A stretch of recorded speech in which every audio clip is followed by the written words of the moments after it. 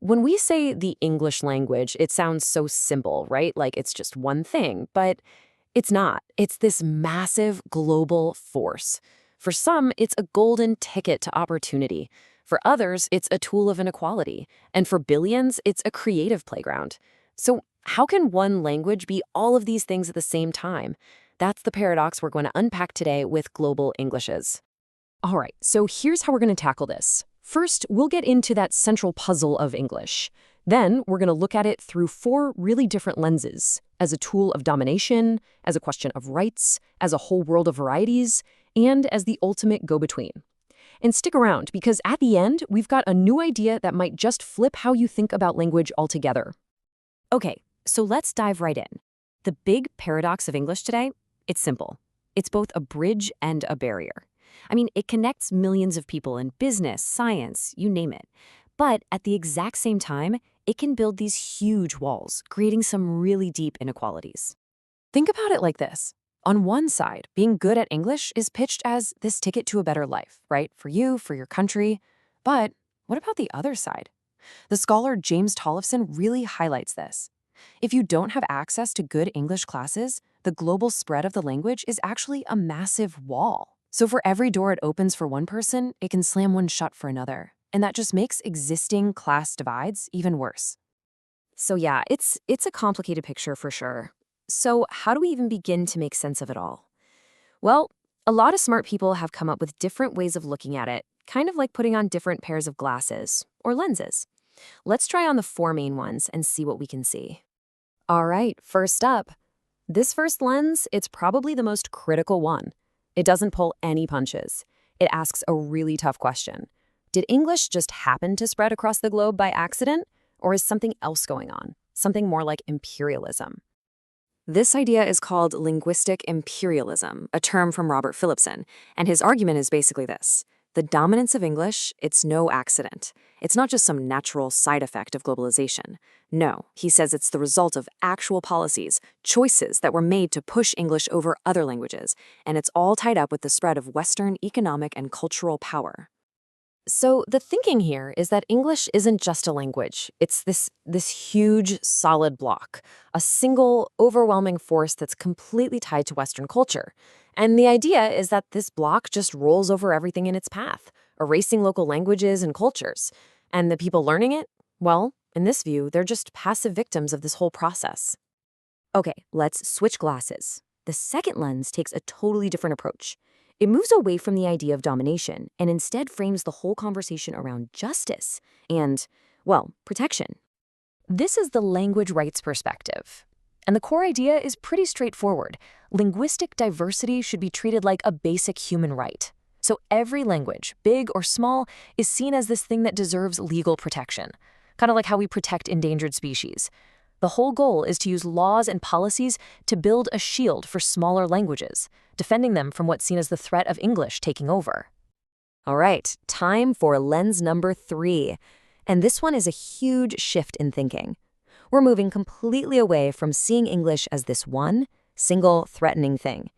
Instead, this view, well, it celebrates how incredibly diverse and adaptable English has become all over the world.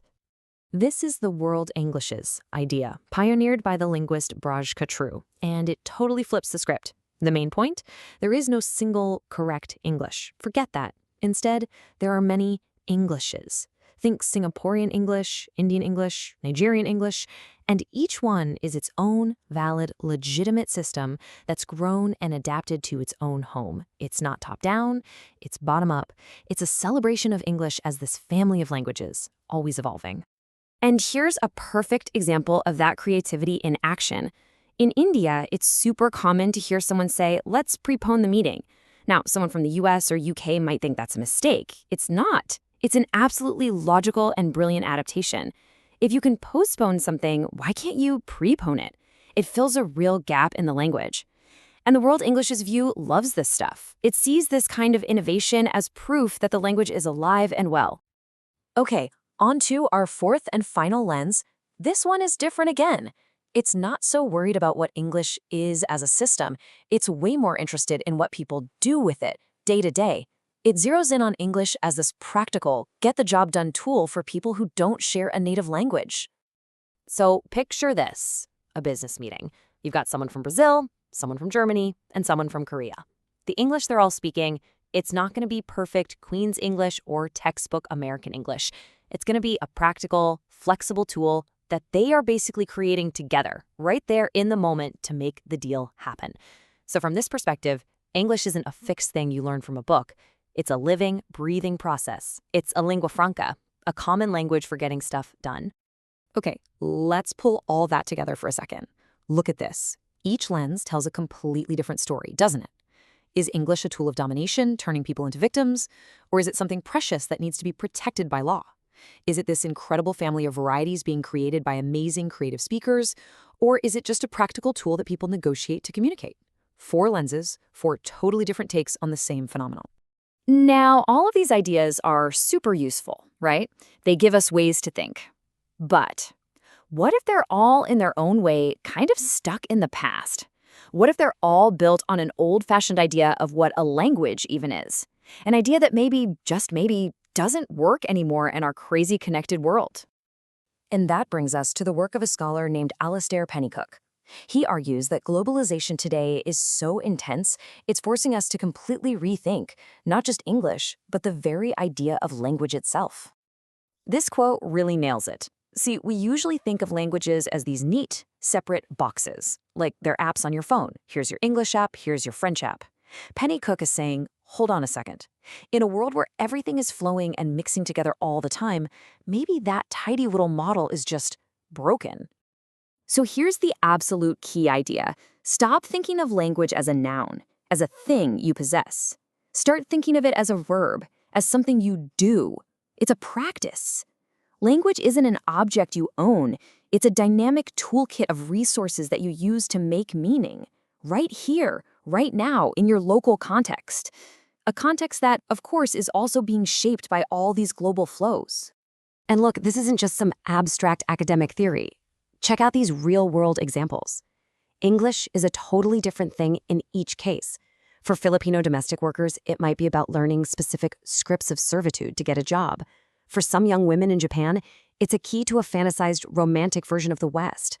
For a hip-hop artist anywhere in the world, it's just another color in the paint box, something to mix with local slang to create a brand new identity.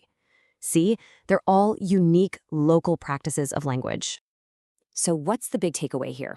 It's that even our best frameworks, linguistic imperialism, world Englishes, might be holding us back. They're useful, but they still treat languages like these separate, countable objects. Objects that are either being forced on people or being adapted by people. But the reality of how we all use language today, it's way more fluid, way more messy, and way more interesting than that. And that leaves us with a final, big question to chew on. If we actually stop thinking about languages as these separate things to own or teach or defend, and start seeing them as just dynamic things that people do, what changes? What does that mean for our world? Well, it could change absolutely everything we think we know about who we are, about our cultures, and how we connect with each other in this century.